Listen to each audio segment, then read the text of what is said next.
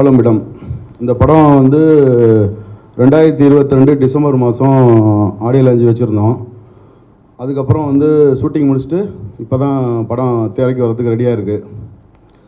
ஏன்னா இந்த படத்தோட டைட்டிலே பார்த்துருப்பீங்க, இங்கு மிருகங்கள் வாழும் இடம். அதிலே நிறைய விஷயம் உங்களுக்கே புரிஞ்சிருக்கும். அந்த மாதிரி மிருகத்தோட போராடி இந்த படத்தை சென்சார் பண்ணுற இடத்துல போய் பார்த்தீங்கன்னா இங்கு மிருகங்கள் வாழும் பார்ட் 2ங்கிற மாதிரி இருக்குது சென்சார் இடத்துக்கு போனாக்கா. ஏன்னா எங்கே போனாலும் பிரச்சனை, சினிமா எடுக்கிறதுலேருந்து முடிக்கிற வரைக்கும் பிரச்சனை. இதில் வந்து பார்த்திங்கன்னா யாருமே வந்து சினிமாவை நேசிக்கிறதுக்கு யாருமே கிடையாது. எல்லாம் வந்து சினிமாவில் வந்து அன்னன்னைக்கு கிடைக்கிற காசை வச்சுக்கிட்டு அவங்கவுங்க அன்னன்னைக்கு லாபம் சம்பாதிக்கிறதுக்கு மட்டும்தான் எல்லாம் வராங்க ஒழிய, ஒரு சினிமாவை நேசித்து உண்மையுமே வந்தால் சினிமா கண்டிப்பாக காப்பாற்றும். அப்படி சினிமாவை நேசித்து இருந்தவங்க தான் இன்றைக்கி சாதனையாளர்கள். சினிமாவில் இருக்க லெஜெண்ட்ஸ் எல்லாமே உண்மையாக சினிமாவை நேசித்தவங்க மட்டும்தான், யாரும் சினிமாவை ஏமாத்துறவங்க கிடையாது. ஆனால் அவங்க பேரை சொல்லிக்கிட்டு நானும் அப்படி வருவேன்னு சினிமாவை ஏமாற்றிட்டு வாழ்ந்துட்டு இருக்காங்க. ஆனால் அப்படிப்பட்ட சினிமாவை எடுத்து அந்த சினிமா ஜெயிச்சு சரித்திரமே இல்லை. அவங்களும் அவங்க குடும்பத்தை ஒழுங்காக பார்க்க மாட்டாங்க, சினிமாவையும் ஒழுங்காக நடத்த மாட்டாங்க.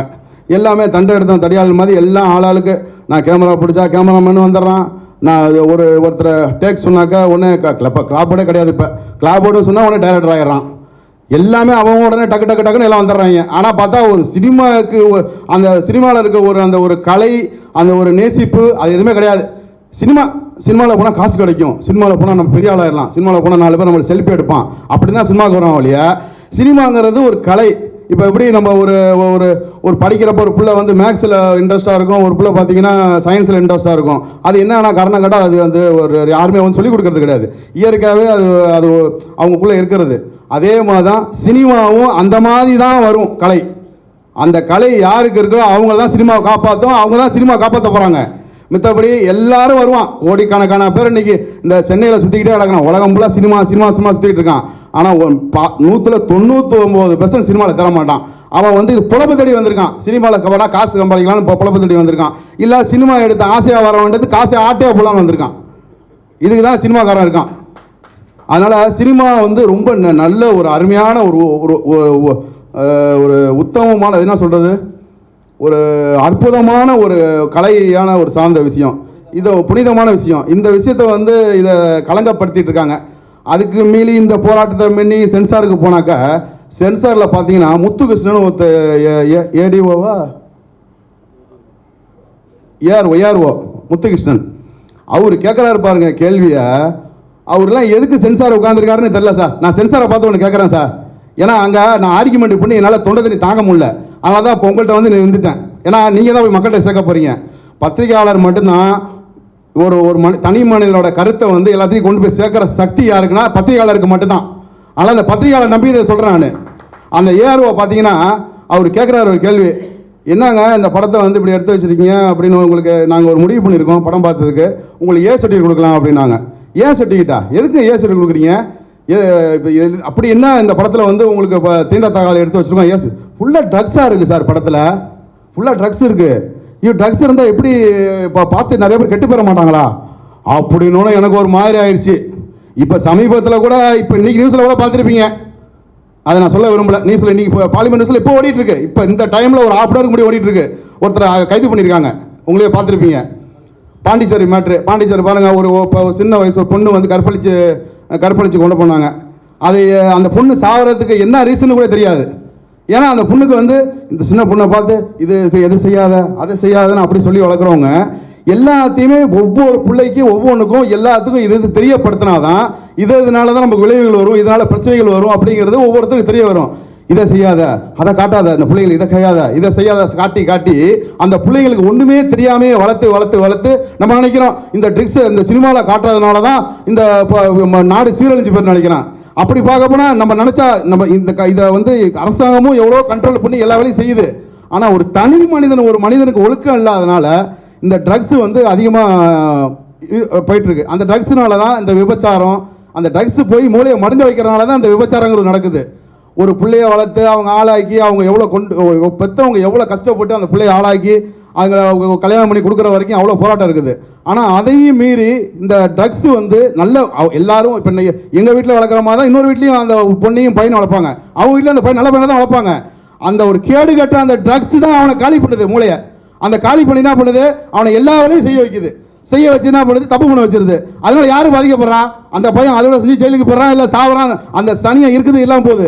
ஆனால் ஒரு பெத்த பொண்ணை செத்து போச்சுன்னா அந்த பெண்ணை ஒன்றும் இல்லைங்க, அந்த பாண்டிச்சேரியில் அந்த பொண்ணை பெத்த குடும்பத்துக்கு நீங்கள் எத்தனை லட்சம் வேணாலும் கொடுங்க, அரசாங்கம் கொடுக்கட்டுங்க. ஆனால் அந்த குடும்பத்துக்கு யாராவது ஒரு ஆறுதல் சொல்ல முடியுமா? அந்த புள்ளியோட இடத்தை யாராலும் ஃபுல்லப் பண்ண முடியுமா?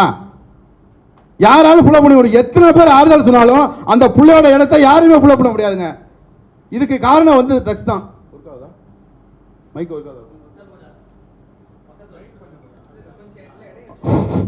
அது மாதிரி அந்த பிள்ளை இடத்த யாருமே பூர்த்தி பண்ண முடியாது.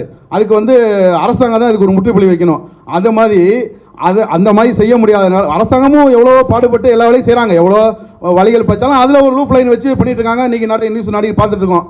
அது மாதிரி நான் இந்த படம் வந்து எடுத்ததுக்கு மிகப்பெரிய காரணம் பார்த்தீங்கன்னா, இங்கு மிருகங்கள் வாழும் இடம். இதில் வந்து நிறைய பிரச்சனைகளை சொல்லி இந்த பெத்த பிள்ளைங்களுக்கு இந்த மாதிரி ஒரு அப்பா பொண்ணுங்களை எவ்வளோ கஷ்டப்பட்டு வளர்க்குறாங்க, ஒரு அம்மா இல்லைனா ஒரு அப்பா எவ்வளோ கஷ்டப்பட்டு வளர்ப்பார், இந்த மாதிரி இவ்வளோ போராட்டத்துக்கு முன்னாடி அந்த கொண்டு போகிற சூழ்நிலை இந்த மாதிரி தவறாக வீணாக போயிடக்கூடாதுன்ட்டு நம்மளால் முடிஞ்ச ஒரு கருத்தை சொல்லுவோம். இது கமர்ஷியல் நோக்கத்தில் இல்லாமல் ஒரு கருத்தை சொல்லுவோம் அப்படின்னு எடுத்துகிட்டு போய் அங்கே போனாங்க. அங்கே போனால் இதை தூக்கு, அதை தூக்கு, இதை வைக்காத, அதை வைக்காத, இதை வைக்காத, இதை வைக்காத.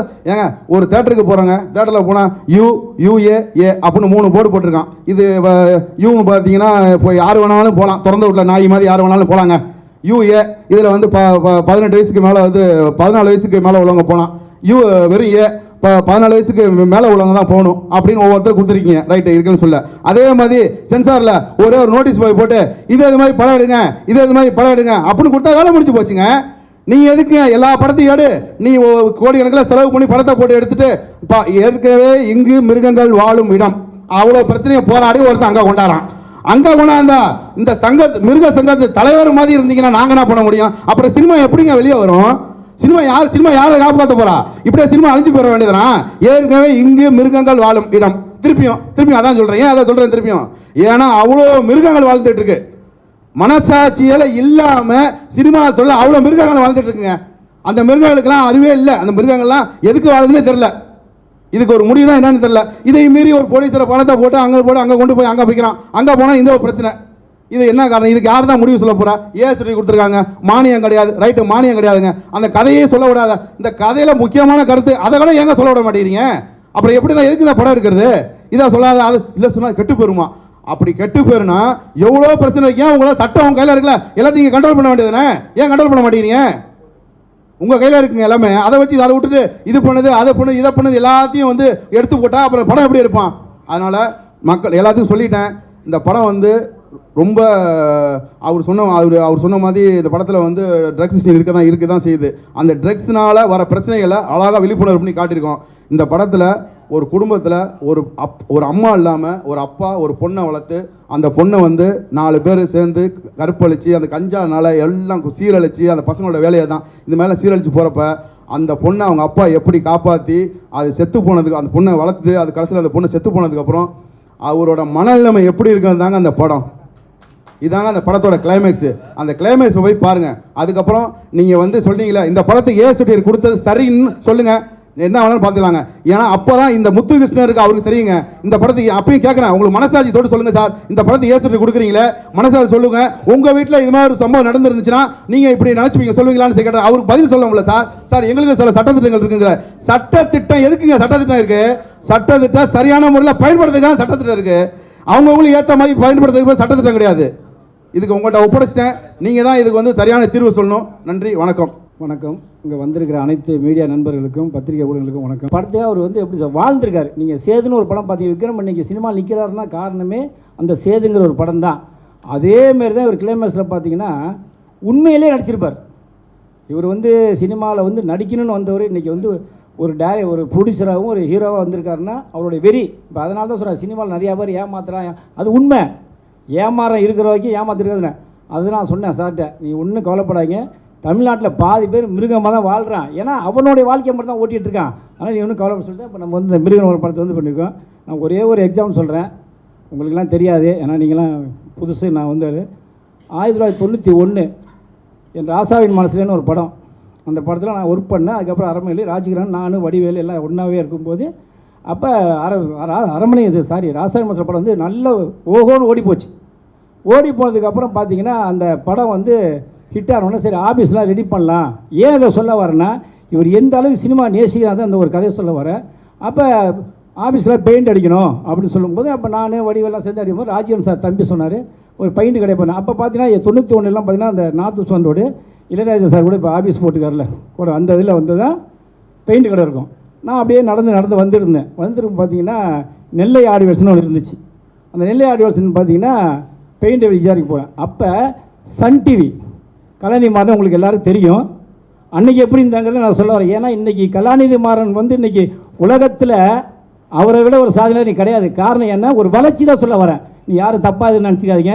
இன்றைக்கி கலாநிதி மாறன் வந்து இந்த அளவுக்கு இருக்காருன்னா அவரோட உழைப்பு, அவர் சினிமா நேசித்த ஒன்று தான்.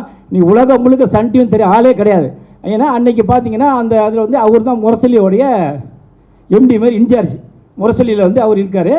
அந்த குங்குமம்னு ஒரு பத்திரிக்கை இருக்குது, அதையும் அவர் தான் நிர்வாகம் பண்ணார். அப்போ நான் அந்த கடையில் பெயிண்ட் வாங்கியிருக்காங்க, முரசொலியோடைய இதில் வந்து பெயிண்ட் வாங்கி அடிக்கிறதுக்காக ரெடி பண்ணுறாங்க. அதில் ஒரு 5000 ரூபா பெண்டிங். இது வந்து உண்மை சத்தியம். அது நெல்லை ஆர்வஸ்தவங்க கீழே கிடக்கிறவங்க ராஜீவன் சார் ஊர். அப்போ என்னன்னா நாங்கள் பெயிண்டிங்லாம் வாங்கி எல்லாம் அடிக்கும்போது அந்த பையன் சின்ன பையன் இந்த ஆங்கர் பண்ணுற அந்த மாதிரி பையன் அவனுக்கு தெரியல. அவன் என்ன சொல்கிறான், கலாநிதி மாறன் சார் 5000 ரூபா பெயிண்ட் காசு கொடுக்கல, அப்பப்போ ஓடி போயிடாருன்றான். யாருக்கா தெரியுமா? எனக்கு என்னட்டு சொல்கிறான். நான் அப்போ நாங்கள் இருக்கும்போது சொல்கிறான், என்ன இல்லை சார் அந்த பையன் தெரியல, கலாநிதி மாறன் இருக்கிறதில்ல, அவர் பிஸியாக அப்போ சண்டின்னு ஆரம்பிக்கிறாங்க. அப்போ தான் ஆரம்பிக்க ஸ்டேஜ் சொல்கிறாங்க. அப்போ நாங்களாம் சொல்கிறோம், அவர்லாம் பெரிய ஆள்றா, அவர் இல்லை சார் 5000 ரூபா தரல அப்படின்னா. அப்போ இன்றைக்கி இதே கலாநிதி மாறன் சொல்ல முடியுமா? இன்றைக்கி இந்தியாவில் இன்றைக்கி தமிழ்நாட்டில் உள்ள 234 எம்எல்ஏ வந்து இன்றைக்கி நினச்சா 5 செகண்டில் வாங்கி முதலமைச்சர் ஆக முடியும். நீ கலாநிதி மாறல ஏன் நான் 544 எம்பியை வாங்க முடியும். அப்பேற்பட்ட உழைப்பில் வந்தது தான் நீ கலாநிதி மாறன். ஏன் சொன்னால் நான் கண்குள்ளதாக பார்த்தேன் அந்த பையனை சொன்னான். அப்போ நாங்கள் இன்றைக்கி உங்கள் இன்னொரு பேசுகிறேன்னா உழைப்பு ஒன்று தான் வேணும். அதேமாரி தான் இவர் வந்து மேலே வரணும். ஆனால் நான் எப்படியா சினிமாவில் ஏதாவது ஒன்று பண்ணணும். நடிக்க வந்தவர் தான் ஆக்சுவலாக அவர். நடிக்க வந்து எல்லா பக்கம் ஏமாந்துருக்காரு. நிறைய பேர்கிட்ட வந்து நடிக்கலாம் வந்து மெட்ராஸ் வந்து ஏமாந்து போனதுக்கு அப்புறம் தான் சார் நானே சொந்தமாக ஒரு படம் எடுக்கணும் அப்படிங்கும்போது இதில் நிறையா பேர் ஏமாற்றிட்டாங்க. இதுக்கு நான் நிறையா ஃபைட் பண்ணியிருக்கேன். இது டைரக்டர் கூட சரியான முறையில் சப்போர்ட் பண்ணல, கேமராமேன் சப்போர்ட் பண்ணல, எல்லா வழியும் சப்போர்ட் பண்ணல. இன்றைக்கி படம் வந்து நிற்கிது மிருகம் வாழ்னா மெயினு காரணம் அவரோட ஒண்டியான தனி முயற்சியாலையும் என்னோட சப்போர்ட்லேருந்து வந்து உங்களுக்கு இன்னும் பேசுகிறோம். இது வந்து என்னோட சார் வந்து என் கூட பிறந்த அண்ணன் மாதிரி என் கூட இருந்து, இது ஒரு சங்க தலைவர்னு மாதிரி இல்லை, என் கூட பிறந்த அண்ணமாக இருந்து எவ்வளோ பிரச்சனை வந்துச்சு, எல்லா பிரச்சனையும் கூட இருந்து சப்போர்ட் பண்ணி இன்ன வரைக்கும் என்னை வந்து இதை எப்படியாவது நல்லபடியாக கொண்டாந்து என்னை முழு மூச்சாக என்னை வீட்டில் ஒருத்தர் மாதிரி என்னை இன்ன வரைக்கும் அண்ணன் வந்து போட்டிருக்கார். என்னோட உயிர் இருக்கிற வரைக்கும் இவருக்கு நான் என்றைக்கும் கடமைப்பட்டவனாக இருப்பேன். ஏன் சொல்ல வரேன்னா நான் எல்லாரையும் பார்த்து வந்தேன். ஏன்னா நான் சினிமாவில் வந்து நான் 35 வருஷம் இருக்கேன்னா நான் ஆக்சுவலாக சிந்தாமணி முருகேசன்லேருந்து எல்லாரையும் பார்த்து வந்து தான் நான் உங்களுக்கு நினைக்கிறேன். நான் பொய் சொல்லணும்னு அவசியம் இல்லை, பொய் சொல்ல மாட்டேன். இன்றைக்கி இளையராஜா மியூசிக் ஆஃபீஸ் பக்கத்தில் அந்த நிலையோடு செஞ்சு ஏன் சொல்லறேன்னா ஒவ்வொருத்தரும் வந்து அந்த உழைப்பு முயற்சி வெட்டி இருந்தால் கலாநிதி மாதிரி 100 பேர் வரலாம். அதே மாதிரி தான் இன்றைக்கி பைஜான் வந்து இன்றைக்கி மிருகங்கள் வாழுங்கிற ஒரு படத்தை மிகப்பெரிய படமாக எடுத்து இன்றைக்கி நம்ம நேராக பார்த்தா அவர் நடிப்பு வெறி, அதேமாரி ஒவ்வொருத்தரும் அந்த வெறி இருந்தால் தான் வெற்றி வர முடியும்.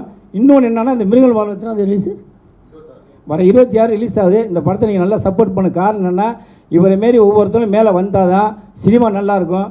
உங்களுடைய முயற்சி இன்னும் மேலே வருங்கிறது தெரிஞ்சு இந்த படம் மிகப்பெரிய வெற்றி அடையணும். வேறு ஏதாவது கேள்வி கேட்குறதா கேளுங்க, எல்லாத்தையும் தெளிவாக சொல்கிறோம். இந்த படத்துக்கு போய்ட்டு சர்டிஃபிகேட் கொடுக்கும்போது பார்த்தீங்கன்னா எனக்கே வந்து அவ்வளோ டென்ஷன் ஆச்சு. என்ன சார் நம்ம படத்தில் வந்து அந்தளவுக்கு சர்டிஃபிகேட் கொடுக்குற அளவுக்கு அந்தளவுக்கு இல்லையே, இந்த படத்துக்கு போய் இப்படி கொடுத்துருக்காங்களேன்னு சொல்லி ரொம்ப கஷ்டமாக இருந்துச்சு.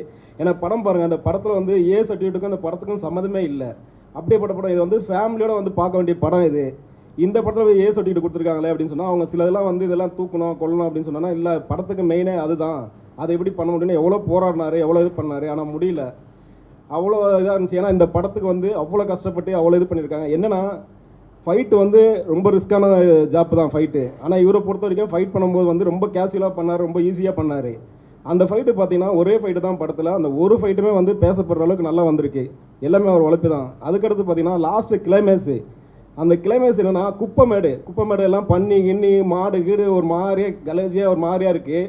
அந்த இடத்துல போய் நான் நடிக்கிறேன், இந்த இடத்துல நான் நடிக்கிறேன்னு சொல்லிட்டு நடித்து அன்றைக்கி ஃபுல்லாக அவர் வந்து சாப்பிடவே இல்லை. அன்றைக்கி ஃபுல்லாக நாங்களும் வந்து யாருமே சாப்பிட்ல. சாப்பிட்டா அந்த இடம் வந்து ஒரு வாமிட் வர மாதிரி இருக்குது. அந்த இதில் போய் நடித்து இது எப்படின்னா நான் நடிக்கணும், அந்த எப்படின்னா அந்த படத்தை வந்து வெளில நான் நடித்து நான் பெரிய ஆள் ஆகணும் அப்படின்னு சொல்லிட்டு ரொம்ப ஆர்வமாக ரொம்ப இன்ட்ரெஸ்ட் எடுத்து பயங்கரமாக பண்ணார். எங்களுக்கே சொன்னோம், என்ன சார் இங்கே இருக்க கூட முடியலையே, நிற்க கூட முடியல, இதில் போயிட்டு உருள்றீங்க பரல்றீங்க, எப்படி சார் இவ்வளோ தாங்குறீங்க அப்படின்னா, இல்லை மாஸ்டர் நான் ஜெயிக்கணும் அப்படின்னு சொல்லிட்டு இந்த படத்தில் மெயின் கிளைமேக்ஸ் தான். அந்த கிளைமேக்ஸ் வந்து யாராக இருந்தாலும் சரி கண்டிப்பாக இது கிளைமேக்ஸ் பார்த்துட்டு எல்லாருமே வந்துடுவாங்க. சார் வந்து இந்த கிளைமேக்ஸில் வந்து அவ்வளோ அற்புதமாக நல்லா நடிச்சிருக்காரு இந்த இதில். அதுக்கடுத்து பார்த்தீங்கன்னா ஒரு மாதம் அது பண்ணது ஒரு 1 மாதமாக பார்த்தீங்கன்னா அவர் உடம்பு சரியாமல் போயிடுச்சு, எவ்வளோ பிரச்சனைலாம் வந்துச்சு, அதெல்லாம் தாங்கிட்டு இன்றைக்கி அந்த படத்தை அவருக்கு அந்த கிளைமேக்ஸ் பார்த்து எல்லாருமே அவரை பற்றி சொல்லும்போது அவருக்கு ரொம்ப சந்தோஷமாச்சு. கண்டிப்பாக இந்த கிளைமேக்ஸ் முடிச்சுட்டு வந்து 1 மாதம் எனக்கு வந்து ஓப்பனாக சொல்கிறேன், நீங்கள் எய்த்தாப்பில் உட்காந்துருங்க, பத்திரிக்கையாளர் மட்டும் இல்லை, என் சகோதர சகோதரிகள் தான். எனக்கு யூரினை போலங்க, அந்த குப்பை தொட்டியில் பண்ண இன்ஃபெக்ஷன் ஆகி எனக்கு யூரினை போல. நான் ஹாஸ்பிட்டலில் போயிட்டு எனக்கு கிட்னிலாம் ஃபெயிலியர் ஆயிடுச்சு அவ்வளோதான் அப்படிங்கிற மாதிரி சொல்லிட்டாங்க. இது வரைக்கும் இப்போ என் எய்த்தாப்பில் என்னோட நண்பர் வந்திருக்காரு, எனக்கு ரொம்ப உயிர் நண்பர், எனக்கு எந்த வந்தாலும் சப்போர்ட் பண்ணுவார், ராஜாங்கன பேர் வந்திருக்காரு. அவரு கூட இது எனக்கு தெரியாது.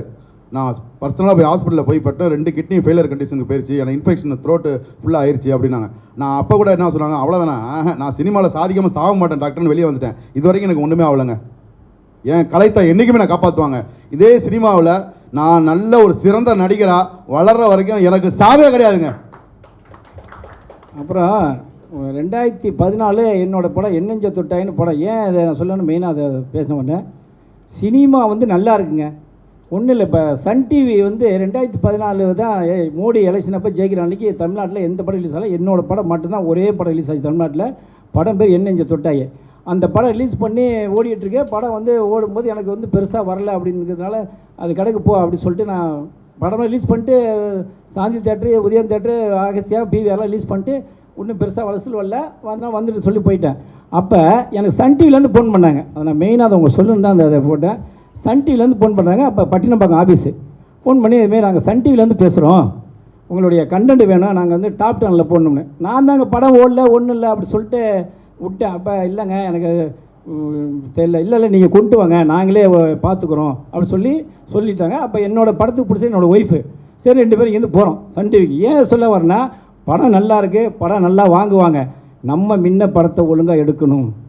இந்த சொன்னார் பார்த்தீங்களா, இவர் நல்லா நடித்தார், இவர் செலவு பண்ணல பண்ணார், சரியான முறை டைரக்டர் படம் பண்ணலைன்னா அந்த படத்தில் மேக்கிங் இல்லை, கண்டென்ட் இல்லை சொல்லி இது பண்ணுறாங்க. அப்போ நான் இங்கேருந்து நேராக சன் டிவியில் போய் 9ஆம் மாடி போகிறோம்.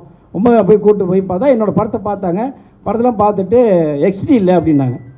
நான் தான் இங்கே படமே அந்தளவுக்கு பெருசாக சொல்லிட்டு விட்டேன். ஏன்னா அது ஒரு ஏமாற்றிட்டாங்க, ஒருத்தர் ஹெல்ப் பண்ணுறாங்க முடியலங்கிறனால சரி சொன்னேன். சரி சன் டிவிலே ஃபோன் பண்ணி சொல்லி இங்கே கொண்டு போய் என்னோடய ஆர்டிஸ்ட் கொடுத்தேன். ஆர்டிஸ்ட்டுக்கு போட்டு பார்த்துட்டு ஹெச்டி குவாலிட்டி இல்லை சார், பரவாயில்ல நீங்களே ரெடி பண்ணுங்க அப்படின்னு. அதுக்கு ஒரு 25,000 ஆகணும், பரவாயில்ல அப்படி சொல்லி கொடுத்து அங்கேருந்து கொடுத்து படத்தை பார்த்துட்டு அதுக்கப்புறம் அவங்க மூலிமா வேறு ஃப்ரெண்ட் பண்ணால் ஜேடியில் உடனே படத்தை விற்றுட்டேன். ஏன் இதை நான் சொல்கிறேன்னா, சினிமா எல்லா சேனலுமே படத்தை வாங்குவாங்க, எல்லா சேனலுமே ஆள் இருக்குது. ஏன் இப்போ நான் ஒன்றும் இல்லை, எனக்கு படம் நல்லா கொடுத்தா சன் டிவியில் நானே நேரடியாகவே போய் சன் டிவியில் பேசி எங்கள் சங்கத்து மூலம் எல்லா படத்தையும் விற்க முடியும். எங்காலும் என்ன பண்ணுறாங்க ஒரு தப்புன்னா, எங்காலும் என்ன தப்பு பண்ணுறாங்கன்னா, இப்போ இவர் மாதிரி பாருங்கள், ஹீரோவாக நடித்தார் பிடிச்சினா, அவரே டேரக்டர்ன்றாரு, அவரே பிடிச்சங்கிறாரு, அவரே நடிகர்ன்றாரு, அவரே எல்லாமே எடிட்டர் கன்வீனர், எல்லாருமே டிஆர் மாரி வர முடியுமா? அதுதான் நான் இப்போ சொன்னேன். என்கிட்ட இப்போ வந்து பார்த்திங்கன்னா இப்போ 900க்கு மேலே என்னோடய ப்ரொடியூசரில் 40-50 படத்துக்கு மேலே ஷூட்டிங் போயிட்டுருக்கு. படத்தை தெளிவாக எடுக்க மாட்டேங்கிறாங்க. அது ஒன்று தான் நான் வருத்தப்படுறேன், வேறு ஒன்றுமே இல்லை. எல்லாருமே தயாரிப்பாளர் தவிர எல்லாருமே நல்லா இருக்காங்க. படம் எடுக்கிற ப்ரொடியூசரை தவிர இப்போ எல்லாருமே நல்லா இருக்காங்க. காரணம் என்னன்னு கேட்டால், இவங்க தெளிவாக முடிவு பண்ணி ஒரு படத்தை எடுக்கிறது இல்லை. இப்போ டேரக்ஷனாக டேரக்ஷன் மட்டும் பண்ணணும், நடிகர் மட்டும் ஒன்றும் இல்லை சார். ஓப்பனாக சொல்கிறேன் சார், இன்றைக்கி ரஜினி, கமல், விஜய், அஜித், சூர்யா, சிம்பு, தனுஷ் எல்லாரும் ஃபஸ்ட்டு வந்து நடிக்க தானே வந்தாங்க. அதுக்கப்புறம் 10 படம் பண்ணி அனுபவப்படுத்தி தான் அவங்க டைரக்ட் பண்ணாங்க. நம்மளால நேராக ஸ்ட்ரெயிட்டாக எல்லாமே பண்ணுன்றாங்க.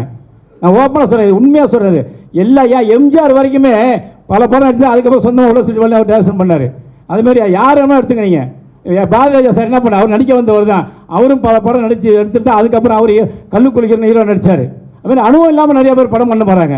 அது ஒன்று தான். நான் தயாரிப்பாளர் சங்க தலைவராக இருக்கிறதுனாலும் சரி, 24 கிராஃப்ட் தலைவராக இருக்கிறதுனால தான் நான் தெளிவாக சொல்லுவேன். ஏன்னா எல்லாத்துக்குமே நான் சப்போர்ட் பண்ணுறேன். வெறும் ஒரு 5000 அந்த போய் நாங்கள் இறங்கி வேலை செய்கிறோம். அது நடிகராக இருந்தாலும் சரி, கேமராமேன் இருந்தாலும் சரி, டெக்னீஷியன் எந்த ஒரு இதாக இருந்தாலும் நான் யூனிட் இறங்கி வேலை செய்கிறோம். நீங்கள் நல்லா வாங்க, அனுபவத்தோடு வாங்க. உங்களுக்கு சினிமா இனிமேல் யாராலும் அழிக்க முடியும். ஏன்னா உங்களுக்கு வந்து இன்றைக்கி பல மாதிரியான தொழில் சங்கம் மாரி இன்றைக்கி நீ பெப்சி ஒன்று தான் கிடையாது. இன்றைக்கி 1008 சங்கம் வந்துருச்சு. நீ தமிழ்நாட்டில் எடுத்தால் தொழிலாளர் சங்கம் லட்சக்கணக்கில் இருக்குது, லட்சக்கணக்கான அரசியல் கட்சி இருக்குது. நீ இந்தியாவில் இருக்கிற மாரி தொழில் ரீதியில் நம்ம இன்றைக்கி வளர்ச்சி யாராலையும் ஒன்றுமே அழியும். இன்றைக்கி நீங்கள் அத்தனை பேருமே செல்லில் இருக்கீங்க, அத்தனை பேருமே ஒரு உலகத்தில் அத்தனை ஒரு நிமிஷத்தில் கண்ணில் பார்க்குறீங்க. அப்படிங்கும்போது சினிமா நல்லா இருக்குது, அது முறையாக பண்ணணும். அதுக்காக தான் சொல்கிறேன், சினிமா நல்லா இருக்குது, நீங்கள் படம் நல்லா எடுத்துகிட்டு வாங்க. எந்த சேனல் தான் நான் பேசி வாங்கி தரேன், விற்று தரேன், ரீல்ஸ் பண்ணி தர சொல்கிறேன். காரணம் எல்லாமே என்கிட்ட பேசுகிறேன். ஏன் அவ்வளோ பேர் சன் டிவி எனக்கு ஃபோன் பண்ணி கூப்பிட்டு நான் போய் வேலை இருக்கும்போது மற்ற எந்த டிவியும் நம்மளால் பேச முடியாது, எல்லா டிவியும் பேசலாம். நீங்கள் படம் நல்லா இருந்தால் நாங்கள் வாங்கிக்கிறோம் சொல்கிறாங்க, கண்டென்ட் நல்லா இருந்தால் நாங்கள் வாங்கிக்கிறோம், எங்களுக்கு ஆர்டிஸ்ட் வேலையில் எங்களுக்கு வந்து மேக்கிங் நல்லா இருக்கும் அப்படின்னு தான் சொல்கிறாங்க. நன்றி, வணக்கம். அதாவது பிரச்சனைனா பார்த்தீங்கன்னா இது இண்டிவிஜுவலாக ஒரு பிரச்சனை நம்ம சொல்ல முடியாது. இப்போ நான் வந்து அந்த பிரச்சனையை சொல்கிறதுக்கு நான் இங்கே வரல, நான் வந்து என்னோடய படத்தை ப்ரொமோட் பண்ணுறதுக்கு தான் இங்கே வந்திருக்கேன்.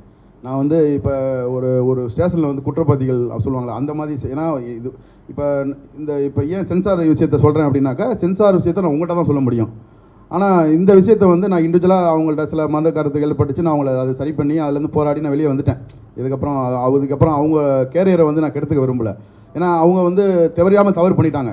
இப்போ நான் சொல்கிறது மூலயமா அவங்க திருந்திட்டு அவங்க, ஏன்னா இப்போ நான் ஒருத்தராக பேர் இவெல்லாம் சொன்னாங்கன்னா அவங்க கண்டிப்பாக அவங்க கேரியர் காலியாயிரும். அந்த இடத்துக்கு நான் இங்கே வரல, நான் நடிக்கணும், அதுக்கு மட்டும் தான் இங்கே வந்திருக்கேன். நல்லா நடிக்கணும் ஆகணும், என்னோட ஆசை தான். நான் இங்கே யாரையும் பழி வாங்கவோ சண்டை போடுறதுக்கோ யாருக்கும் நீங்கள் வரல. அதனால் அவங்கவுங்க இதை பார்த்து திருந்திக்கிட்டே இருக்கணும். தயவுசெய்து அந்த விஷயத்தில் என்னை ஃபோர்ஸ் பண்ணாதீங்க.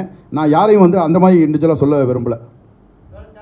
இல்லை அவர் வந்து எல்லாத்தையும் என்கிட்ட குறைய சொல்லிட்டாரு. அதை நான் பேசி எல்லாத்தையுமே டேரக்டர் எல்லாரையும் கூப்பிட்டு பேசி ஃபோன்லேயே மாரி பேசி அவர் படம் ப்ரொடியூசர் ஒன்று தெரிஞ்சுங்க. இன்றைக்கி நான் ஓப்பனாக சொன்னேன், ஒரு படம் போடுற ப்ரொடியூசர் தான் முதலாளி. அவர் சொல்கிற அவர் கீழே அத்தனையுமே தொழிலாளி. காரணம் என்ன, அவர் இல்லைன்னு நம்ம இல்லை, அது தெரிஞ்சுக்காமல் அந்த பையன் பேசி அதுக்கப்புறம் நான் சமாதானம் பண்ணி உனக்கு டேரக்டருங்க பேரை போடுவாங்க, அவர் தான் பிடிச்சாரு, அவர் தான் ஹீரோ, அவன் வேலை போகிறேன் சரி ஒதுக்கி போயிட்டாப்புல. அதுக்கப்புறம் இது வரைக்கும் ஒரு ஃபோன் கூட பண்ணல, பேசலை. அதேமாரி சென்சார் பற்றி சொன்னார் பைஜானே. சென்சார்னு ஒரு புக்கு இருக்குது, அது என்கிட்ட இருக்குது, சங்கத்தில் இருக்குது. அது சில பேர் வந்து அதை படிக்கலை. ஆனால் இவர் வந்து ஆதங்கம் வந்து என்னன்னா, இவர் படம்லாம் முடிச்சுட்டு டேரக்டர் எல்லாமே முடிட்டார். இவர் வந்து மேக்ஸிமம் இவர் என்ன யாருன்னே தெரியாமல் இருந்தார். இவர் வந்து என்னை வந்து பார்க்கவே இல்லை, டேரக்டராக எல்லாமே பண்ணி கொடுத்தான், எல்லாமே அவன் பண்ணி கொடுத்து கடைசியில் இந்த பிரச்சனை வந்து அப்புறம் தான் சார் நான் வந்து தப்பு பண்ணிட்டேன், நான் நேராக உங்களை முன்னே வந்து பார்த்துருந்தாரு. அதனால் சென்சார் போடுங்கன்னு அந்த புக்கு இருக்குது, சென்சாரில் இப்படி தான் எடுக்கணும் கட்டு இருக்குது, எல்லாமே அந்த புக்கு மாரி கொடுத்துருக்கு. எனக்கே புக்கு நிறையா இருக்குது, அதையும் உங்களுக்கு டவுட்னா கூட என்னோடய ஆஃபீஸில் வந்து அந்த புக்கை வந்து பார்த்து இது பண்ணிக்கலாம். அதேமாரி என்னென்னு கேட்டிங்கன்னா, இந்த படத்தை வந்து ஓட வைக்க தான் அவர் மெயின் அந்த ப்ரெஸ் மீடியா வச்சது. காரணம் என்னென்னா 1.25 வருஷம் ஆச்சு இந்த படம் வந்து இதில். நான் தான் சொன்னேன் இந்த படம் வந்து ரொம்ப நாள் ஆச்சுங்க, அதனால் நீங்கள் வந்து ஒரு ப்ரொமோஷன் பண்ணுங்கள், அப்போ தான் இந்த மிருகங்கள் வாழுங்க. ஏன்னா வர 26 ரிலீஸ், 26 ரிலீஸ், அப்போ ஒரு இதுமாரி வைங்க அப்படின்னு சொன்னேன். அதனால் பழசெல்லாம் விட்டுருங்க. என்ன காரணம்னா அவருக்கு இது ஒரு அனுபவம். இவர் இன்னுமே அடுத்தடுத்து ஒரு படத்தில் ஒன்று நடிக்க வைக்கக்கூடிய என்ன வேலையோ அதை பண்ணணும்.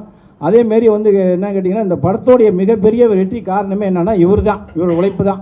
நீங்கள் எவ்வளோ செலவு பண்ணி எடுத்துருக்காரு அப்படிங்கிறது அவரோட மனசாக தெரியும். அதனால் எல்லோரும் சப்போர்ட் பண்ணுவோம். அவர் இன்னும் என்னென்ன கேள்வி வருமோ அந்த பிரச்சனையை விட்டுருங்க, பிரச்சனை நான் தீர்த்து வச்சிட்டேன். மற்ற என்ன கேட்கணுமோ படத்தை பற்றி என்ன கேட்கணுமோ கேளுங்க, சொல்லுவார். ஆமாம், அதாவது இல்லை அதாவது நான் திருப்பி என்னடா ஒரு வார்த்தையை திருப்பி ஒருத்தர் சொல்கிறேன், தப்பாக நினச்சிக்காதீங்க. இங்கு மிருகங்கள் வாழும் இடம், அந்த இடத்துலேருந்து நான் வந்து அப்போ இங்கு மிருகங்கள் வாழும்னா அப்போ சில பிரச்சனைகள் வந்து நான் பயந்து ஒரு இடத்துல போய் அண்டியிருப்பேன். அந்த அண்டி இருக்கப்போ என்ன பண்ணுவான், ஐயோ எனக்கு ஏதாவது சர்டிஃபிகேட் கொடுத்து இந்த படத்தை ரிலீஸ் பண்ணால் போதும். ஏன்னா எனக்கு சினிமாவில் அனுபவம் கிடையாது, நான் எதுக்கு வந்திருக்கேன், நடிக்க தான் வந்திருக்கேன். நான் ப்ரொடியூசராகவோ இல்லை டைரக்டராகவோ ஒரு கிளாப் போர்டு பாய் கூட நான் வேலை செஞ்சதில்லை. ஏதோ சின்ன அனுபவம் இருக்குது. நான் ஒரு 1998, 1999 பார்த்தீங்கன்னா என்னோட ரிலேட்டிவ் ஒருத்தர் இங்கே சினிமாவில் இருந்தார். அவர் கூட நான் வந்து அசோசியேட்டாக வந்து மூக்கலைஞர் சார்கிட்ட இந்த மிட்டாமராசு, கோவில்பட்டி வீரலட்சுமி இந்த படத்துலலாம் வந்து சும்மா கொஞ்சம் அசோசியேட்டாக ஒர்க் பண்ணியிருக்கேன். பெரிய அளவுக்கு டெப்த்தாலாம் ஒர்க் பண்ணியிருக்கேன், சில நாலேஜ் இருக்குது, அவ்வளோதான். மித்தபடி சினிமாவை பற்றி எனக்கு எதுவுமே தெரியாது. சினிமா எனக்கு தெரிஞ்சது எனக்கு நடிக்க மட்டும் தாங்க தெரியும். நான் அதுக்கு தான் வந்தேன். அவர் ஒரு சூழ்நிலை நிமித்தனமாக அந்த இடத்துக்கு நான் போக வேண்டிய சூழ்நிலை வச்சு எனக்கு அதுக்கு மேலே இந்த சர்டிஃபிகேட் இது இது கூட கொடுக்க மாட்டாங்க போலக்கு அப்படின்னு பயந்து போய் இந்த சர்டிஃபிகேட் வாங்கிட்டு வந்துட்டேங்க. பாருங்க, கடைசி அவரை ஓடியாத பயந்து போய். இன்னொன்று என்னென்னு கேட்டிங்கன்னா, இப்போ மேக்ஸிமம் தேட்டர் வேறு மெயினாக கிடைக்கல. காரணம் என்னென்னு கேட்டிங்கன்னா, தேட்டரில் ஆடியன்ஸ் வரலன்னு தேட்டருக்காரங்க சொல்கிறாங்க, அது உண்மை. நான் என்ன சொல்கிறேன்னா, நீங்கள் படத்தை நல்லா எடுங்க.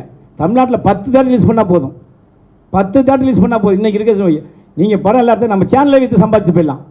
ஏதோ ஒரு சேனல் எந்த கதையிலும் ஒரு டிவி வாங்கிட்டு போகல. என்ன காரணம், இன்றைக்கி தேட்டர் கிடைக்கிற சொல்லிட்டு தேவையில்லாமல் அங்கே ரீச் பண்ண சொல்லி ரொம்ப கஷ்டப்பட்டு இருக்கிற என்னமோ சொல்லுவாங்களே, எல்லாம் படத்தெல்லாம் முடிச்சு ரிலீஸ் பண்ணும்போது பார்த்தீங்கன்னா தேட்டர் கிடைக்கும். அப்படியே தேட்டர் கிடைக்குன்னு சொல்லி ஓகேன்னு சொல்லி பார்த்தா வெள்ளிக்கிழமை போஸ்ட் கீஸ்ட்டு அடித்து பப்ளிசிட்டி பண்ணி தேட்டருக்கு வரும் பார்த்தா அன்றைக்கி தேட்டர் இல்லைன்றாங்க. அன்றைக்கி அடித்த போஸ்ட் கீஸ்ட்டு அன்றைக்கி ஒரு 3 லட்ச ரூபா வேஸ்ட் ஆகிடும். அதனால நான் என்ன சொல்கிறேன், ரிலீஸ் பண்ணுறவங்களையும் சொல்கிறேன், தயாரிப்பாளர் நான் இது வரையும் கேட்டுக்கிறேன், படம் எடுங்க, நல்லா எடுத்து 10 ரிலீஸ் பண்ண போனீங்க. ஏன்னா நீ ஆடியன்ஸ் தேட்டர் வரலன்னு தான் சொல்கிறாங்க, ஆனால் எல்லோரும் டிவி பார்க்குறாங்கல்ல, அதனால் 10 ரிலீஸ் பண்ணிட்டு அழகாக நல்ல சேனலில் நம்ம சங்க சார்பாகவே நல்ல படம் எடுத்தால் நம்ம எந்த டிவி சேனல் இருந்தாலும் சரி, சன் டிவி வந்தாலும் சரி, ராஜ் டிவி வந்தாலும் சரி, விஜய் டிவி வந்தாலும் சரி, எந்த ஒரு சேனலும் நம்ம விற்கலாம். காரணம் என்ன, எனக்கு ஆகா சேனல்லேருந்து எனக்கு ஃபோன் பண்ணியே பேசினாங்க, சார் உங்கள்கிட்ட இருந்தால் நல்ல படங்களாக கண்டென்ட் இருந்தால் கொடுங்க சார், மேங்க தான் வாங்கிக்க சொன்னாங்க. இன்ன வரைக்கும் அந்த டைப் எங்களோட இருக்குது. படம் நல்லா எடுத்தால் சினிமா நல்லா இருக்கும், கலைஞர்கள் நல்லா இருப்பாங்க, எல்லாம் நல்லா இருப்பாங்க.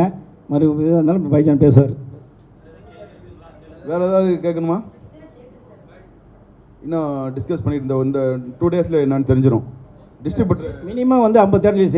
அப்புறம் இன்னொன்று, எங்கள் சங்கத்துக்கு வந்து மினிமம் தமிழ்நாடு ஃபுல்லாக எந்த ஒரு கீப்பாக இருந்தாலும் 50 தேட்டரு, குறைஞ்ச ரேட் 4000 ரூபா, 4500 ஒரு தேட்டருக்கு 50 தேட்டர் வரைக்கும் எங்கள் சங்கத்திலேருந்து நாங்கள் லெட்டர் கொடுத்தா ரிலீஸ் பண்ணோம் தமிழ்நாடு ஃபுல்லாக. அதுக்கு மேலே ரிலீஸ் பண்ணால் ஒரு தேட்டருக்கு 12000 ரூபா. எல்லாத்துக்கும் அதேமாதிரி தந்தி விளம்பரம் எல்லா சலுகையுமே எல்லாம் செஞ்சுருக்காங்க மேடம். ஆனால் எங்கள் ஆளுங்க கதையும் கண்டனும் நல்லா எடுத்திருந்தா படம் சக்ஸஸ் ஆகும், அவங்க ஜெயிப்பாங்க, அடுத்த படம் எடுப்பாங்க. இதுதான் உண்மை. நான் எங்கள் போய் தான் சொல்லுவேன். எல்லாருமே இப்போ நீங்கள் மீடியா, நீங்கள் உங்கள் வேலையை தொழிலை பார்க்குறீங்களா, அவர் டேரக்டரா, இவர் பிடிச்ச அந்த வேலையை பார்க்க மாட்டேங்கிறாங்க. எல்லாத்தையும் இழுத்து போட்டு 60 வயசு இருக்குது நான் ஹீரோன்றான் வந்து என்ன பண்ணீங்க, என்னப்பா, இல்லை சார் நான் தான் சார் இருக்கிறேன், டேரக்டர் யாருப்பா, நான் தான் சார், பிடிச்சாருப்பா நான் தான் சார், ஐயோ என்னையா அது சார், நான் தான் சார் அப்போ நம்ம என்ன பண்ண முடியும்? அப்போ அதுக்கும் நான் வேறு வழி இல்லாமல் சரிப்பா முடிஞ்சாலும் பண்ண சொல்லி நான் ஹெல்ப் பண்ணி தான் இருக்கேன். ஆனால் நேராக சொல்லிடுவேன், படம் நல்லா நல்லா சொல்லிடுவேன். இப்போ இவர் படத்தை ஏன் சொல்கிறேன்னா, இவர் அந்தளவுக்கு கஷ்டப்பட்டுக்காரு. நீங்கள் இந்த படத்தை நீங்கள் ஃபுல்லாக பாருங்கள், கண்டிப்பாக ப்ரெஸ்ஸை போடுவார். இவரோட நடிப்பு மட்டும் அரை மணி எவ்வளோ இருக்குது, 20 நிமிஷம். அதான் சொல்கிறேன், விஜயை தூக்கி விக்ரம தூக்கி சாப்பிட்டார். நான் பார்த்துட்டு சொன்னேன் அவ்வளோ அருமையாக இருக்குன்னு. அதனால தான் இந்த படத்துக்கு நான் மிகப்பெரிய ஒரு சப்போர்ட். காரணம் என்னென்னா, இவரோட நடிப்பு, இவரோட உழைப்பு, இவருடைய போட்ட பணம் மேலே வரணும், அவரும் வந்து அடுத்தடுத்து நடிகராக வருங்கிறது தான் இவ்வளோ சப்போர்ட்டாக உங்கள்கிட்ட நான் பேசுகிறேன். நன்றி. வேறு எது இருக்கா? அது ஏன்னா அதுக்காக தான் அது மேட்டை சொன்னதுக்கப்புறம் தான் அது கேட்பது இல்லை.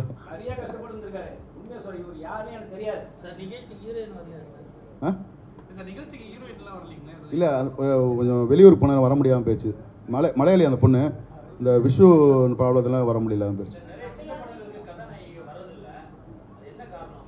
இல்லை சின்ன படத்துக்கு கதாநாயகி வரல நான் ஒத்துக்க மாட்டேன், அதெல்லாம் போய் நீங்கள் பெரிய ஹீரோட்ட சொல்லுங்கள், நான் ஏற்று எங்கள் படம் யார் வரலைனாலும் நான் கூப்பிட்டு திட்டியாவது வர வைப்பேன். வரியா இல்லையான்னு கேட்டால் வந்துடுவாங்க. அது ஒத்துக்க மாட்டேன் மணி. அது சொல்ல சிறு படத்துக்கு எந்த ஹீரோனையும் வரலன்னு சொல்லவே மாட்டாங்க. எங்களால் பட்ஜெட் இல்லைன்னா கூப்பிட்டு வர முடியாது, அவ்வளோதான். நான் அதெல்லாம் வர சொல்லுவேன். அதனால் நான் இல்லை நான் சொல்லிடுறேன், எங்கள் சிறு படத்தில் யாருமே வரமாட்டேன்னு சொல்ல மாட்டேன். காரணம்னு கேட்டால் எல்லாத்தையும் தெளிவாக தான் இருக்கும். வரலையும் நாங்களே ஒரு ஃபோன் பட்டம் வந்துடும். இருந்தாலும் பெரிய ஹீரோனிலாம் வரலங்கிறது ஏற்கனவே ராஜெல்லாம் பேசியிருக்காரு, நிறையா திட்டியிருக்காரு. ஆனால் இவங்க ஹீரோனி வரலங்கிறது அவர் தெளிவாக சொல்லுவார். இல்லை நீங்கள் கேட்டிங்களே இப்போ சிறு படத்துக்குலாம் ஹீரோயின் வரதில்லை, என்ன காரணம், அது எதுக்காக அப்படி கேட்குறீங்க? புரியல எனக்கு. இல்லை எதை இப்போ நீங்கள் கேட்குறீங்களா, ஒரு கேள்வி கேட்குறீங்க, எதை வச்சு இந்த பேஸ் பண்ணி இந்த கேள்வியை கேட்குறீங்க? ஏன் சிறு படத்துக்கு ஹீரோயின் வரக்கூடாதுன்னு ஏதாவது சட்டத்திட்டம் அப்படின்னு ஏதாவது? இல்லை அது இப்போ நீங்கள் ஒரு வீட்டில் ஒரு ஃபங்க்ஷன் நடக்குது, ஒரு 4 பேருக்கு பத்திரிக்கை வைக்கிறோம், 2 பேர் விருப்பப்பட்டு வருவாங்க, திடீர்னு ஒரு சூழ்நிலை இருக்கும், வர முடியாமல் போவோம். அதில் ஒரு அந்த வீட்டில் நீங்கள் போன வாட்டியும் நீ வரலையே, அதனால் இந்த வாட்டியும் வரக்கூடாது, இல்லை அந்த மாதிரி ஒரு ரீசனுக்கு வந்து போக வேண்டிய அவசியம் இல்லைல்ல.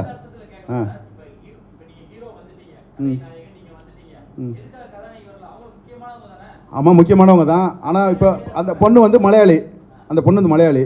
விஷு 14ஆம் தேதி விஷு கேரளாவில் விஷுன்னு பண்ணி கொண்டாடுவாங்கல்ல, அது நடந்துச்சு. முடிஞ்சோன்னா அதுக்கப்புறம் அவங்க ரிலேட்டிவ்லாம் வந்திருக்காங்க. வெளிநாட்டில் அந்த பொண்ணு அங்கே இருக்குது, சவுதியில் இருக்குது. அதனால் அந்த பொண்ணு சூழ்நிலை வர முடியாதனால அப்படி சொல்லியிருக்கு. உண்மையாக சொல்லிட்டாரு. வெளிநாட்டிலேருந்து எங்களால் பட்ஜெட் நாங்களே சிறுபடம், நாங்கள் ஃப்ளைட் டிக்கெட்லாம் போட்டு வர முடியாது, ஃப்ளைட் போட்டு டிக்கெட் போட்டு கொண்டு வர முடியாது. கேரளாவில் இருந்தால் கூட ஏசி பஸ் தான் போட்டு கொண்டு வரணும். இது பட்ஜெட்டு படம். ஆனால் ஏற்கனவே ஒரு பட்ஜெட் ஆக்கி விட்டு ஒரு வழியாக கொண்டு போய் விட்டாங்க. அதையும் எல்லாத்தையும் தாங்கி தான் நீ முன்னே உட்காந்துருக்காரு. அதனால் ஹீரோயின் எந்த படத்தாலும் வருவாங்க, வரலாம் நான் கூப்பிட்டாது வருவாங்க, அதெல்லாம் கவலைப்படாதீங்க. பேசுங்க.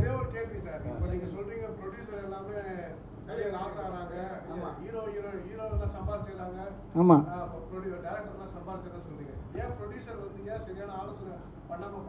அதை தான் சார் நான் சொல்லிகிட்டு இருக்கேன். அதை தான் இப்போ தான் சார், இப்போ நான் இந்த 3-4 வருஷமாக தான் சார் ஒவ்வொன்றா சொல்லியிருக்கேன். ஆனால் தான் சொன்னேன் இப்போ தானே, அவர் படம்னா அவர் படமாக மட்டும் எடுக்கணும், பிடிச்சன மட்டும் இருக்கணும் சார்.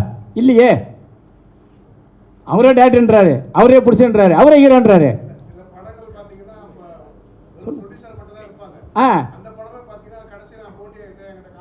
அது சரியான அணுகுமுறை இல்லை, அது சரியான ஒரு கதையோ இதே சரியான முறை சார். எங்களை மாரி ஒரு சங்கத்தை நாடணும் சார். இப்போ நான் உங்கள்கிட்ட ஓப்பனாக பேசுகிறேன், கேட்கணும் சார். தெரியாதுன்னா பணம் இருக்குல்ல, பணம் வச்சிருக்கல, அது எப்படி 4 பேர் கேட்கணும்ல. பொண்டாட்டி பிள்ளை விட்டு படம் எடுத்து வரும்போது அனுபவம் உள்ள வர கேட்கணும்ல. இல்லை ஏதாவது ஒரு நான் தான் கேட்க யாராவது ஒரு ஆள் கேட்டு எடுத்தால் அந்த பிடிச்ச தப்பிக்கலாம் சார். எதுவுமே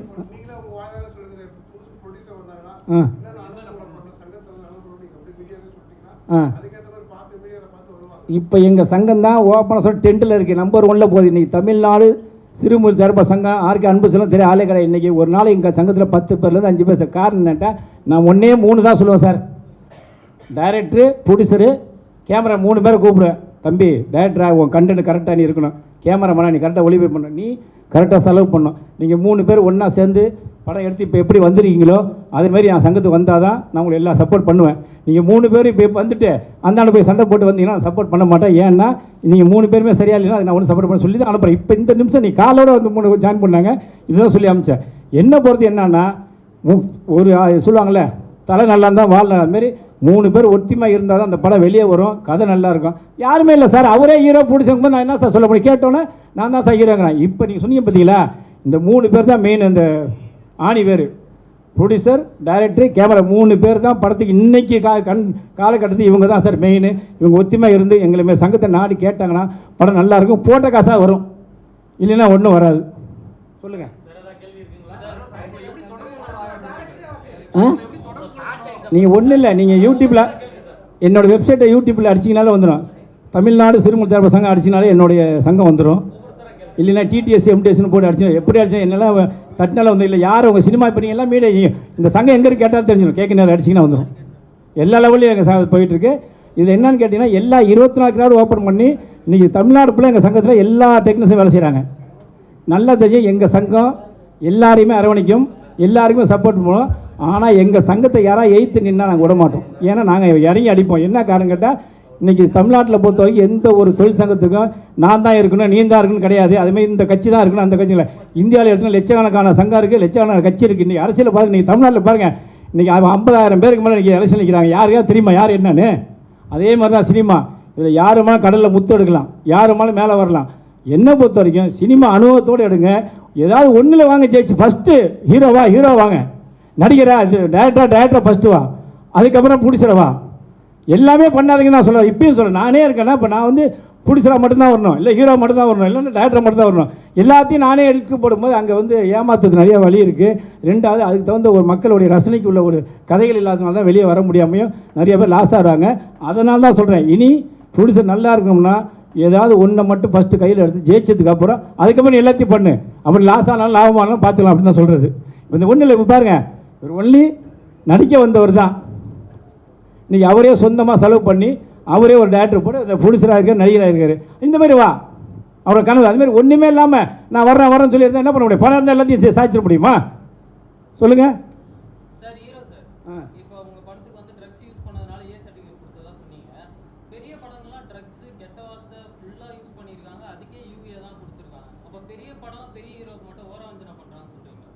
அதை நான் சொல்ல முடியாது சார். அது சென்சார் அது சொன்னார் இப்போ முத்துகிருஷ்ணன் சார் தான் சொல்லணும். ஆமாம், இதை அவர் தான் சொல்லணும். இதை நான் அவர்கிட்ட கேட்டேன். நான் இதை கேட்டேன், அவருக்கு எப்படி புரியுன்னா ரொம்ப காரஞ்சரமாக நடந்துச்சு. அவங்க இதில் வந்து நான் எந்திரிச்சு ஆக்ரோஷமாலாம் பேசினேன். அவங்க வந்து நான் பேசுனதை ஒரு கொஞ்சம் கூட சட்டை கூட பண்ணல. அவங்க எங்களுக்கும் சில சட்டத்திட்டம் இருக்குது சார், அவ்வளோதான், அப்படி தான் சொன்னாங்க ஒழியா அந்த சட்டத்திட்டங்கள் தான் என்ன அப்படிங்கிறது எனக்கு ஒன்றும் புரியல. அது சட்டத்திட்டங்கள் தான் என்னன்னு தெரியல, எனக்கு அது புரியல. அது அவங்களுக்கு சொன்னாலும் அவங்க புரிய மாட்டேங்குது, அவங்களுக்கு அது ஒன்றுமே புரிய மாட்டேங்குது. அப்போ உங்களுக்கே புரியுது என்ன நடக்குது அப்படின்ட்டு. இதை வந்து நம்ம பப்ளிக்காக வந்து நம்ம யாரையும் குறித்து சொல்ல முடியாது. இப்போ அது வந்து அவங்க அங்கே போய் எப்படி அவங்க அணுகுமுறை எப்படியோ அந்த அணுகுமுறையில் அவங்க பேசியிருக்கலாம். நமக்கு அந்த அணுகுமுறை எக்ஸ்பீரியன்ஸ் கம்மியாக இருந்ததுனால நம்ம அவங்கள்ட்ட எப்படி அது வேறு ஏதாவது சம்திங் அது எனக்கு தெரியல. எனக்கு நான் புதுசாக போனாலும் எனக்கு அது தெரியல. ஒரு ஃபியூச்சரில் நான் போகிறப்ப எனக்கும் அந்த மாதிரிலாம் புத்தி தெரிய வருமா என்னன்னு எனக்கும் தெரியல. அது காலங்கள் போகிறத பொறுத்து தான். ஏன்னா இங்கு மிருகங்கள் வாழும் இடம், திருப்பி சொல்கிறேன். ஏன்னா இங்கு மிருகங்கள் வாழும் இடத்துல நான் லைஃப்பில் வந்து நான் வயசில் கற்றுக்கதெல்லாம் எல்லாமே இந்த 1.5 வருஷத்தில் இங்கு மிருகங்கள் வாழும் இடத்துல கற்றுக்கிட்டேன். எதை கற்றுக்கிட்டேன்னு இல்லையோ, யார் எப்படி ப்ராடு பண்ணுவான், யார் என்னென்னலாம் தப்பு பண்ணுவான், எங்கெங்கெல்லாம் உட்காந்து தப்பு பண்ணுவான் அப்படிங்கிறத கற்றுக்கிட்டேன். கற்றுக்கிட்டேன் இல்லை, பார்த்து தெரிஞ்சுக்கிட்டேன். அதனால் வந்து பார்த்து தெரிஞ்சுக்கிட்டேன் எப்படி இருக்குன்னு பார்த்து. இன்னுமே இதை எப்படி கற்றுக்கிட்டு இதை பார்த்து என்ன தெரிஞ்சுக்கிட்டேன்னா, இன்னுமே இந்த மாதிரி ஆளுங்கள்ட்ட நம்ம எப்படி காட்டுக்குள்ளே போகிறப்ப இப்போ வீட்டுக்குள்ளே போகிறப்ப வீட்டுக்குள்ளே ஒரு பள்ளி இருக்கும், கரப்பாம்பூச்சி வச்சுருக்கோம், அதுக்கு ஒரு குச்சி வச்சுருப்போம், ஒரு செருப்பு வச்சுருப்போம். ஆனால் காட்டுக்குள்ளே போகிறப்ப வேட்டைக்கு போகிறப்ப நம்ம ஒரு கடப்பாரை, ஒரு துப்பாக்கி, இந்த மாதிரி ஒரு 5 ஐட்டம் எடுத்துகிட்டு போகும்ல. அது மாதிரி நான் அந்த படத்துக்கு கிளம்புறப்ப கொஞ்சம் ஃபஸ்ட்டு ஆரம்பத்தில் 2 டேரக்டர் இருந்தாங்க. அவங்க பேரை ஓப்பனாக சொல்லிடுறேன். இப்போ நான் சொல்லிடுறேன், அவங்க கேரியர் லாஸ் ஆனாலும் பரவாயில்ல. ஒருத்தர் பேர் வந்து மு ஐயந்துரை, அவர் பேர். இன்னொருத்தர் பேர் வந்து விஜய் கார்த்திக். 2 பேர். அவங்க ஒரு 2 பேருமே சீட்டிங் இல்லை, சீட்டிங் சங்க தலைவர்கள் அவங்க 2 பேருமே. அவங்க வந்து இதுவரை அவங்கள நான் வந்து என்னை சீட்டிங் பண்ணோன்னா அவங்க 2 பேர்த்தையும் நான் கடைசியாக சொன்ன வார்த்தை என்னென்னா, இந்த ஜென்மத்தில் என்னை திரும்பி பார்க்காதீங்க, இதோட போயிடுவோம், அப்படியே போயிடுவோம். அதுக்காக அவங்க அவ்வளோ பெரிய ஒருத்தான ஆள் இல்லை எனக்கு. அது அந்த அவங்கள மைண்டில் ஒரு புழு மாதிரி இருக்கு அவங்கள நினச்சிட்டாவே. அந்தளவு கேவலமான மனிதர்கள். அந்த மிருகத்திலேருந்து வெளியே வந்து விழுந்துன்னா இங்கே ஒரு பெரிய மிருக கூட்டமே பார்த்துட்டேன். பார்த்தப்போ அது மாதிரி நிறையா கற்றுக்கிட்டேன். அதனால் நிறைய விஷயம் தெரிஞ்சுக்கிட்டேன். இதுமாதிரி இதை வச்சு நான் சினிமாவில் இப்போ நெக்ஸ்ட்டு பிரயாணம் பண்ணுறதுக்கு இது நல்ல ஒரு எனக்கு ஒரு பாடமாக இருக்குது. இதை வச்சு நான் பயன்படுத்திட்டு இன்னுமே இது மாதிரி திருப்பி நான் வந்து இந்த மாதிரி மேடையில் உட்காந்து நான் இந்த மாதிரி எனக்கு பண்ணுறதுக்கு சொல்கிறதுக்கு நான் இல்லாமல் நான் தயாராக என்னை கரெக்ட் பண்ணி வாழ்கிறதுக்கு நான் தகுதியாக கற்றுக்கிட்டேன். தேங்க்யூ.